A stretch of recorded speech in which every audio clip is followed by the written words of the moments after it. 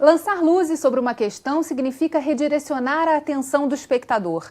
No caso do livro Um Pirilampo no Porão, do pesquisador Mauro Odo, a escolha foi acender o debate sobre a produtividade das pequenas empresas e a informalidade no Brasil. No programa de hoje, vamos passear com ele sobre alguns dos aspectos que chamaram sua atenção na confecção desse livro, lançado pelo Instituto de Pesquisa Econômica Aplicada, o IPEA, no finalzinho de 2017. Vem com a gente!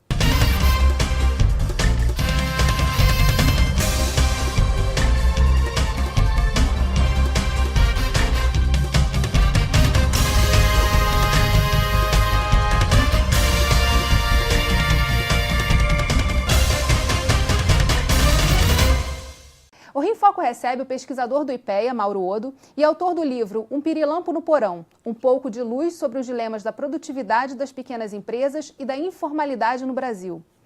Mauro, como foi o processo de produção desse livro e como é que ele está estruturado? Bom, isso aí foi um trabalho de pesquisa de mais de dois ou três anos e a gente, basicamente meu e com o apoio da colega Graziela Zucoloto, né, boa parte do livro ela trabalhou comigo, né, e a gente estruturou no livro, quer dizer, o livro surgiu a partir de um estudo anterior que a gente fez, um livro sobre a produtividade na economia brasileira, que a gente fez numa parceria do IPEA com a CEPAL, a Comissão Econômica para a América Latina e Caribe, né, da ONU, num convênio de um projeto que eles fizeram para 8 países do mundo. A gente foi responsável pelo estudo no Brasil e a gente foi olhar a questão do que a gente chama de heterogeneidade estrutural, que é quando você tem uma discrepância de produtividade muito grande nos estratos da economia e você não tem um processo de convergência. Quer dizer, historicamente as coisas vão mudando, a economia vai mudando, mas essa discrepância de produtividade permanece. Esse conceito ele é um conceito cepalino da década de 70, né, de Presbit, e quando a gente começou a olhar a produtividade de trabalho no Brasil, a gente percebeu que isso permanecia. E aí a pergunta que ficou para a gente, esse livro foi um diagnóstico da questão da produtividade, e a pergunta que fica, o livro chama-se Desenvolvimento Inclusivo, caso brasileiro. A pergunta que ficou é por que a produtividade no Brasil, né, tem essa característica, né? Por que a gente tem essa heterogeneidade? E aí o que surgiu para a gente foi a questão da pequena empresa, né? Na verdade, né, um dos capítulos do livro chama-se O Dilema das Galinhas, né? O Mário Henrique Simonsen dizia que renda per capita é quando você diz que a renda per capita é uma galinha por habitante e um sujeito comeu 2 galinhas e o outro morreu de fome. Uhum. E, na verdade, a nossa produtividade média é muito baixa porque a nossa economia é muito heterogênea. Significa dizer, a gente tem estratos de produtividade de padrão internacional, competitivo, estão no mercado global, e a gente tem um extrato de produtividade muito baixo. Mas muito baixo mesmo. E na pequena, isso traz a produtividade muito para baixo. Na micro e pequena empresa isso aparece com mais ênfase. Né? Quando a gente for olhar onde é que está isso está fundamentalmente nas empresas de pequeno porte. Agora, também elas são muito heterogêneas e também a gente tem uma quantidade gigantesca de políticas direcionadas para a micro e pequena empresa, que não atendem, segundo você mesmo escreveu no livro, a resolver essa questão da produtividade. Quando a gente fala assim, a produtividade, né, assim, não vamos, muita gente imagina que a gente está colocando a pequena empresa como vilão. Na verdade, ela não é o vilão, a gente enxerga ela como a salvação. Né? A produtividade é muito baixa, no geral, né? É um universo muito heterogêneo, né? A gente tem um outro capítulo que a gente chama da baleia ornitorrinco, né, que a ideia é você falar essa entidade pequena empresa, ela é uma entidade que não representa esse contexto. É como se a gente falasse de mamíferos. Né? Vamos ter uma política de preservação de mamíferos. Mamíferos vai de baleia a ornitorrinco, passando pelo morcego que voa, pelo ser humano, isso tudo é mamífero. Você não pode colocar tudo na mesma categoria. Então, se tem uma categoria, supor uma categoria unívoca chamada pequena empresa, já é um problema conceitual sério. Já começa aí o erro. Já começa aí um problema. Né? Agora, do ponto de vista de volume, a grande massa das pequenas empresas brasileiras, ela tem uma produtividade, em termos comparativos internacionais, muito baixa. Né? A produtividade dos estratos mais baixa da produtividade da economia brasileira, que são fundamentalmente compostos por empresas de pequeno porte, é 20 vezes menor do que de um extrato de alta produtividade. O que eu estou te dizendo é que um trabalhador de um setor de alta produtividade produz 20 vezes mais riqueza do que um trabalhador de um extrato de baixa produtividade. Quando você olha uma pequena empresa Na Europa, por exemplo, na CDE, esse desnível de produtividade não chega a 4, 5 vezes. E onde é que está esse gargalo? Quer dizer, o que impede que essas micro e pequenas empresas consigam atingir níveis melhores de produtividade? Está fundamentalmente no modelo de desenvolvimento. A gente tem um modelo de desenvolvimento histórico que sempre privilegiou a exportação de produto primário, né? Historicamente, o grande empreendimento agrícola, o ouro, e isso caminhou ao longo da história. A gente tem uma economia voltada fundamentalmente para o mercado externo. A gente não criou um mercado interno. Então, a gente historicamente avilta o trabalho, então você não tem demanda, né? A gente tem uma desigualdade de renda muito grande. Então, né, imagine, se o trabalhador tem uma produtividade baixa, ele gera uma renda muito baixa. Em alguns estratos, essa renda, né, a gente chama de valor adicionado. O valor adicionado produzido por um trabalhador é menor do que um salário mínimo. Então, ele não gera riqueza suficiente sequer para pagar um salário, né, para que seja possível pagar um salário mínimo para ele. Isso explica, em certa medida, por que metade dos trabalhadores brasileiros ganham menos do que um salário mínimo. Então, você tem uma desigualdade de renda muito grande, que gera desqualificação, gera uma demanda de baixa qualidade. Então, a gente tem, nossas pequenas empresas, elas são fundamentalmente serviço comércio, né, que oferecem produtos, né, de baixa qualificação, de baixa qualidade, semi-artesanais. Então, você não tem mercado interno, você não tem demanda, você não gera produto, você não tem renda, a renda não gera demanda, então a gente tem um círculo vicioso, né, de desigualdade produtiva e desigualdade social, desigualdade de renda. Agora, como você mesmo coloca do ornitorrinco à baleia, também a gente tem nas micro e pequenas empresas muitas ações ligadas à inovação. As startups são um caso desse outro lado da moeda. Sim, né? A gente tem no outro lado, você perguntou como é que o livro está estruturado, a gente tem um capítulo que a gente discute essa questão da produtividade, tem um outro capítulo que a gente discute essa questão, né, do conceito do que é microempresa. Aí a gente tem um capítulo que fala sobre as políticas públicas, a gente deve daqui a pouco falar um pouquinho nisso. Depois a gente tem 2 capítulos que discutem a informalidade. A gente fala que o livro chama um pirilampo no porão, que a gente quer botar uma luzinha naquilo que se chama economia subterrânea, lado escuro da economia, né? Essa economia que é invisível até por falta de dado. Né? Você tem poucos dados disponíveis para poder entender qual é essa realidade. Então, a gente tem esses 2 capítulos com o lado escuro, e a gente tem outro capítulo que a gente olha o lado mais iluminado, né, que são né, a questão da inovação associada a empresas de pequeno porte. E aí a gente vê uma dinâmica também que vai um pouquinho na contramão do que a gente tradicionalmente escuta, né, que as grandes empresas são as empresas que mais inovam, né, e você acaba, as políticas públicas voltadas para a inovação acabam privilegiando as grandes empresas.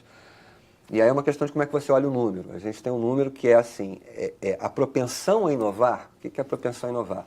É o percentual de empresas que inovam em relação ao total de empresas que existem. A propensão de inovar das grandes empresas, ela é muito maior do que das pequenas empresas. Portanto, eu vou apoiar, né, teoricamente... Que já está pronto, não, né? Assim, a primeira pergunta, assim, eu vou apoiar aquelas que têm maior propensão, eu vou dar dinheiro, estamos falando de dinheiro, né? Apoiar, eu estou falando de política pública, dinheiro para financiamento da inovação. Eu vou financiar aquelas empresas que têm maior propensão a inovar, porque isso vai ter mais resultado. Na verdade, essa é a lógica do banco privado, que não quer correr risco. Então, eu vou financiar aonde eu tenho mais chance de sucesso. E qual é a grande virada? A lógica do Estado é financiar aonde eu preciso de financiamento. É onde eu tenho menos chance de sucesso, é onde eu preciso efetivamente fazer o apoio. Então, essa é uma questão que a gente coloca. E a outra é que quando você fala que você está olhando em números relativos, o percentual das empresas que inovam em relação ao total das grandes é maior que o percentual das pequenas empresas que inovam em relação ao total de pequenas empresas. Então, a propensão a inovar das grandes é muito maior. Mas entre 2/3 e 3/4 dos produtos novos, originais, lançados no mercado internacional, das empresas que lançam produtos novos, originais para o mercado mundial no Brasil, são empresas de pequeno porte.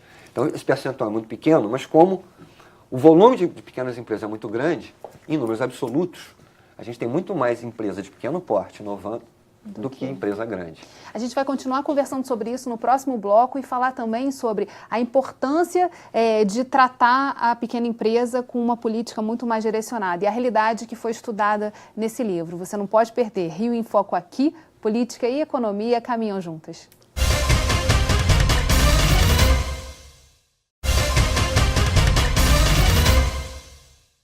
Voltamos com o pesquisador Mauro Odo. A análise feita pelo autor no livro Um Pirilampo no Porão utilizou dados de um período de crescimento econômico no Brasil, diferente do atual cenário que estamos vivendo. A pesquisadora do IBGE, Andréia Guimarães, explica essa questão na entrevista a seguir. Vamos ver. O livro do Mauro, ele é um livro corajoso, né? É um livro que traz uma importante contribuição para o debate. Eu acho que ele coloca questões essenciais em termos de projeto, em termos de modelo de desenvolvimento, né? Que, logicamente, ele não dá todas as respostas, nem poderia, ninguém pode dar todas as respostas, mas ele aponta alguns caminhos possíveis, né? É lógico que isso esbarra, eu nem coloquei, numa trajetória de crescimento da economia, que a gente viu que o Mauro pegou um período anterior, um período em que a informalidade caiu, né, e que você teve alguns avanços nessa formalização, mas foi um período de crescimento econômico. E você tem, nos últimos anos, o que a gente tem observado é a queda nesse processo, né, uma certa regressão nesse processo. Você tem... Foi o primeiro ano, nós tivemos entre 2013 e 2015 uma redução de em torno de 200 mil empresas ativas, na estimativa do IBGE, uma redução de mais de 1.500.000 pessoas ocupadas.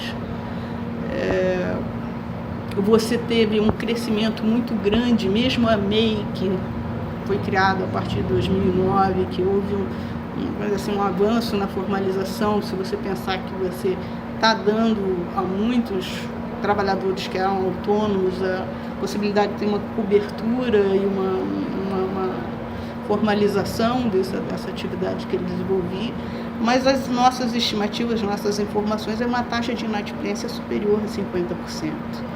Então, não obstante modelos, caminhos, as alternativas que o livro aponta, é um cenário muito difícil, porque esse cenário fica facilitado se você estiver num processo de crescimento econômico, né? Num processo de crise fica muito difícil. Se já é difícil para as grandes, para as pequenas é muito mais difícil. E aí quando essas empresas estão inativas, não quer dizer que elas morram. Elas podem simplesmente ter ido para a informalidade. E você aumentar o peso ainda maior da informalidade. É que elas não conseguem se manter formais. Tem um aspecto interessante no livro que você fala da semi-formalidade, né? E aí trata dessa questão de que a formalidade é para quem e para quê. Então, eu queria que você falasse um pouquinho mais sobre esse ponto. A gente veio numa atuada falando da inovação, mostrando essa discrepância. A gente falou aí do cenário que foi alvo do estudo, que foi um retrato de uma época de crescimento, e agora a gente está numa época de crise econômica. E também sobre esse aspecto da formalidade, da informalidade, como é que a gente continua vendo essas micro e pequenas empresas aparecerem nos estudos, nas pesquisas? Bom, até só a coisa importante, né? Quando a gente fala em inovação, e aí, para a gente poder olhar um pouco esse mundo, né, da pequena empresa, principalmente da empresa informal, a gente, quando fala em inovação, costumo dizer assim, né, o que vem na cabeça da gente, de certa forma, as políticas públicas incorporam muito isso, assim, eu vou plantar rabanete no lado oculto da Lua por controle remoto, né? Aquela coisa assim, inovação, estado da arte. Quando pelo conceito de inovação, né, pelos manuais de inovação de Oswald, de Frascati, de Bogotá, você colocar um palitador de batata, né, no trailerzinho da esquina, na birosca, já é uma inovação. É uma inovação porque ele quer uma melhoria de processo para ele, né? Ele está inovando o processo dele, está melhorando o processo dele. E é esse tipo de inovação, né, que a gente fundamentalmente precisa. Aquilo que eu te falei, a pequena empresa ela pode ser a solução. Com pequenas coisas você pode ter ganhos de produtividade muito grandes, né? Significa pequenas coisas, significa coisas simples e a custo barato para políticas públicas. Quando a gente fala em informalidade, né, uma das teses que a gente está sustentando no livro, né, que tradicionalmente você tem uma dicotomia entre o que é, né, o formal e o informal. O que a gente está sustentando é que isso no Brasil, né, não estou dizendo que esse fenômeno seja exclusivamente brasileiro, mas ele no Brasil é bastante visível, é que do formal ao informal, do absolutamente formal ao absolutamente informal, você tem uma zona cinzenta que talvez percorra a maior parte da economia do país. Tem muitos tons de cinza aí, né? Tem para mais de 500 tons de cinza nesse meio do caminho. Isso, na verdade, e aí a gente tem um estudo que a gente olha um pouco, né, quais são as raízes culturais disso, como é que isso surge, né, aquela coisa do país mulato, né, que o da Mata discute isso, né, é o jeitinho brasileiro, como é que é o transito entre o legal e o ilegal, né, e o que a gente sustenta é que esses dois universos, eles não se contrapõem, não é um universo oposto ao outro, ao contrário, eles se complementam, e eles se complementam do formal para o informal e do informal para o formal. Do informal para o formal, você tem o biscateiro que te dá uma nota fiscal, ele arranja alguém que arranja uma nota fiscal para você, se ele precisar. Né? Isso ganha volume na medida em que você agora tem o cartão de crédito, aquela maquininha de cartão de crédito, que a vendedora de Avon tem maquininha de cartão de crédito. A transação por maquininha de cartão de crédito é uma transação formal. Ela formaliza uma relação. Uma relação informal. E aí entra junto o MEI, né? E aí você tem o MEI que usa um cartão de crédito, você tem um mundo, que é o mundo do comércio de esquina, né? Que se reveste de um grau de formalidade. Né? Coisas do Rio de Janeiro, por exemplo, se você olha aqueles... O orelhão do Rio de Janeiro tem aqueles anúncios, né? Você olha lá, tem anúncio de prostituta que aceita cartão de crédito, né? Que é um... Né? Você tem o mais escondido da sociedade formalizado. Talvez a discussão aí, e aí esse limite é muito fluido, né? Que a Andrea fala, ele vira informal porque não consegue pagar, mas volta na mesma velocidade quando consegue acesso à renda. Do lado, ao contrário, quando você fala do formal para o informal, né, assim, o Caixa 2, vamos abrir o jogo, né? O Caixa 2 é uma realidade da economia brasileira. Assim, opera-se muito em Caixa 2, você paga salário, né? Você tem um salário na carteira e um salário por fora, você tem um mundo de economia informal que opera nos bastidores da economia formal.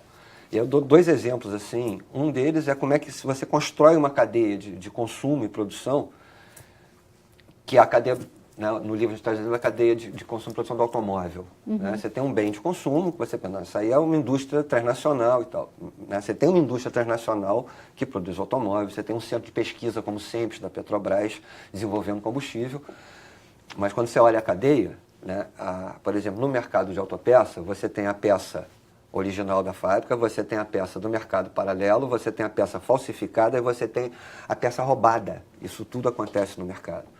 Quando eu olho a manutenção no meu carro, eu tenho oficina autorizada, oficina formal, né, que não é autorizada, eu tenho oficina de calçada, absolutamente informal. Isso. E tudo isso está exposto, na verdade, para um consumidor que você aponta que não é formado e que escolhe... Que escolhe para onde ele joga. O menino que limpa... E, né, você vai no combustível, você tem, do Sempre Pesquisando, ao trabalho escravo produzindo cana-de-açúcar. Né? A gente tem vários registros de trabalho escravo. Né, você vai para o crime. Né? Você olha, né, coisa mais famosa do Rio de Janeiro é o espetáculo Carnaval. O espetáculo Carnaval, ele vai do Estado ao crime organizado. Né? Você tem uma regulação do Carnaval, da Escola de Samba do Rio de Janeiro. Você tem uma regulação do Estado, da Prefeitura. Você tem multinacionais que financiam.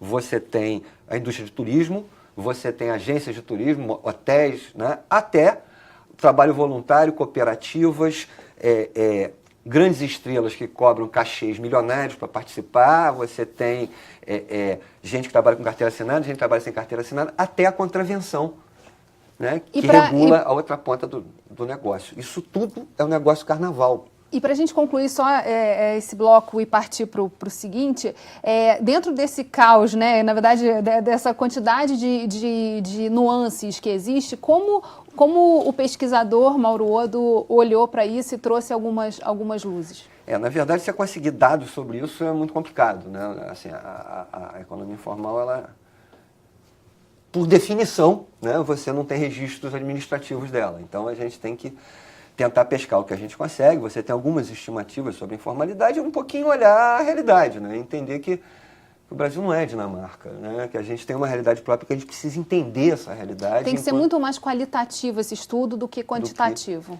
E a gente precisa entender que este é o Brasil. O Brasil é o país que é. Essa coisa, né? Quando eu falo que é assim, não é nem bom nem ruim. A gente é assim. E a gente só vai conseguir, né, resolver o nosso país na hora que a gente assumir o país que a gente é e começar a tentar construir uma institucionalidade que dê conta disso. E a gente vai para o próximo bloco, não sai daí. Rio em Foco aqui, política e economia caminham juntas.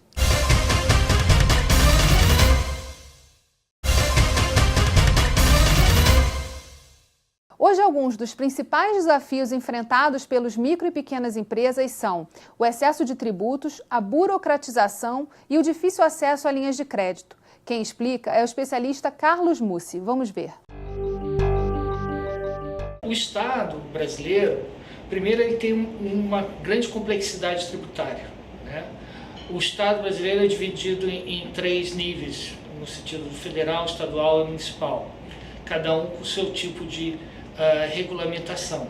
Também há uma certa dificuldade, não somente para abrir, mas a maior dificuldade hoje, e aparentemente a mais resistente à mudança, é a dificuldade para fechar uma empresa.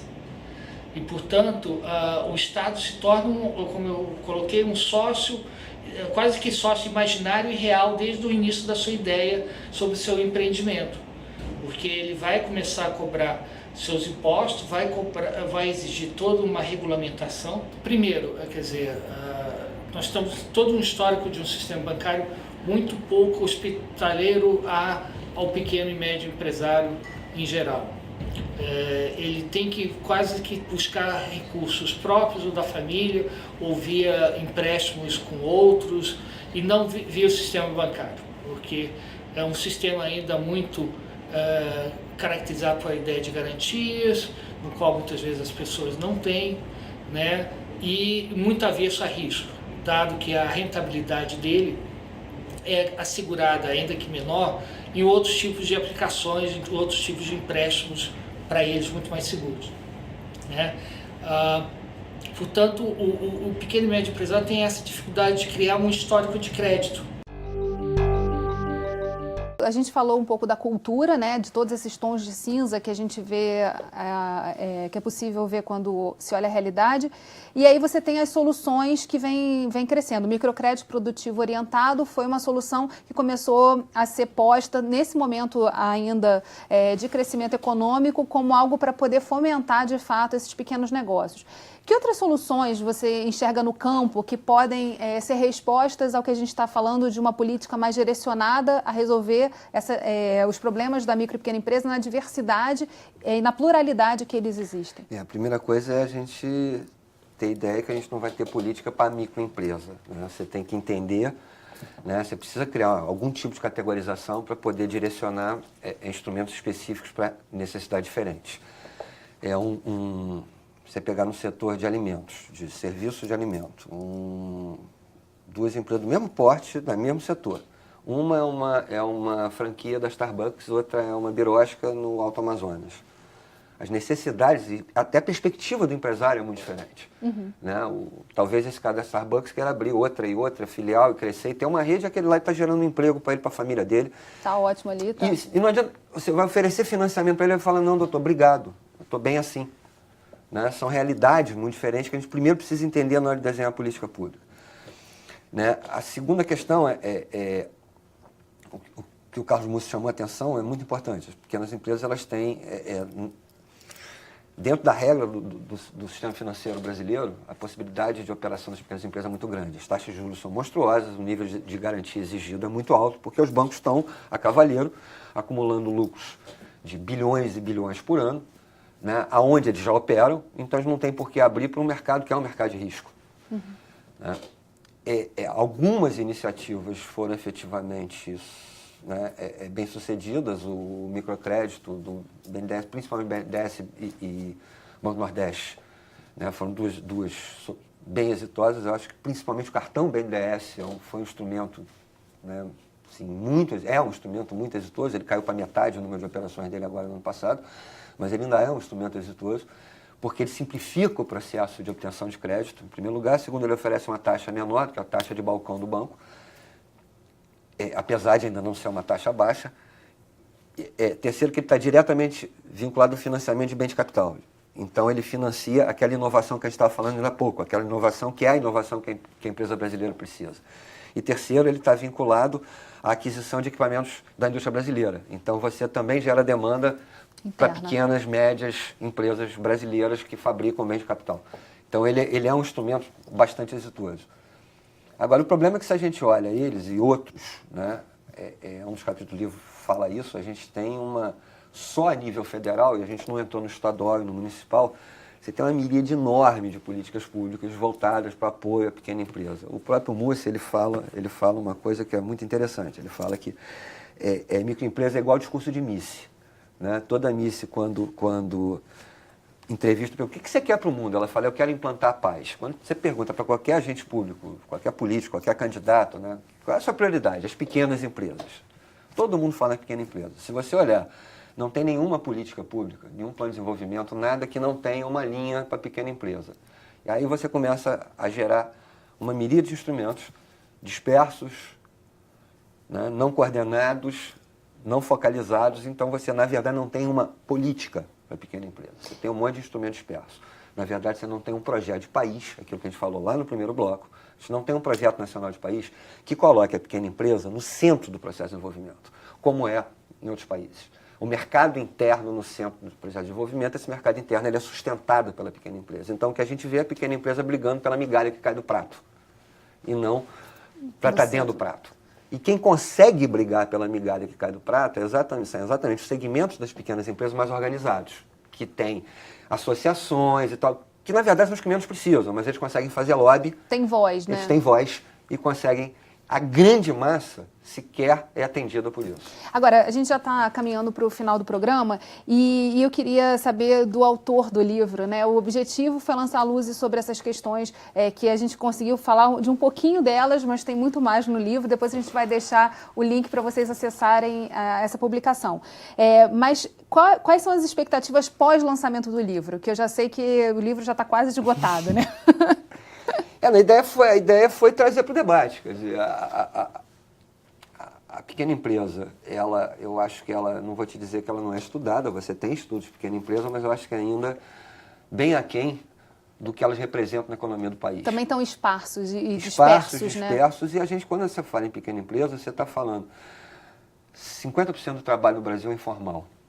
50% da mão de obra é emprego informal. Esse emprego informal, na sua grande maioria, ele está em empresas de menor porte. Nas empresas de maior porte, 54% foi o último dado que eu tinha, não sei como é que está isso agora em função da crise, 54% do emprego formal está nas empresas de menor porte. Então a gente está falando algo em torno de 75% dos trabalhadores desse país trabalham em empresas de pequeno porte. É muita gente. Meu Deus, este é o Brasil, é esse Brasil que a gente precisa olhar.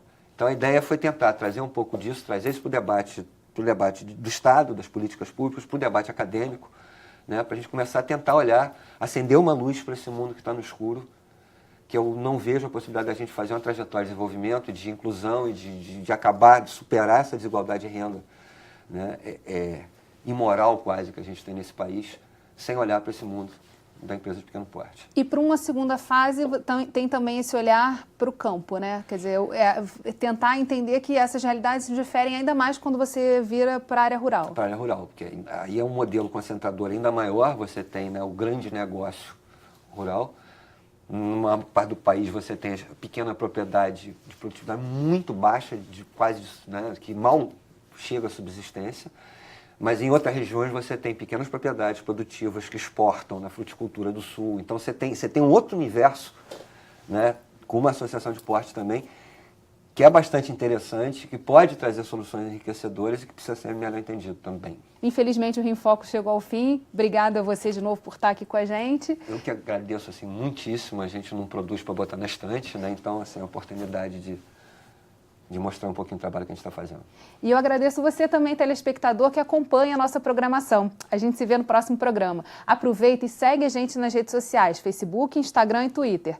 Você também pode enviar dúvidas e sugestões para rioemfoco@lerj.rj.gov.br ou para o nosso WhatsApp 21 98890 4709. TV Alerj, o canal do Povo Fluminense. Até a próxima.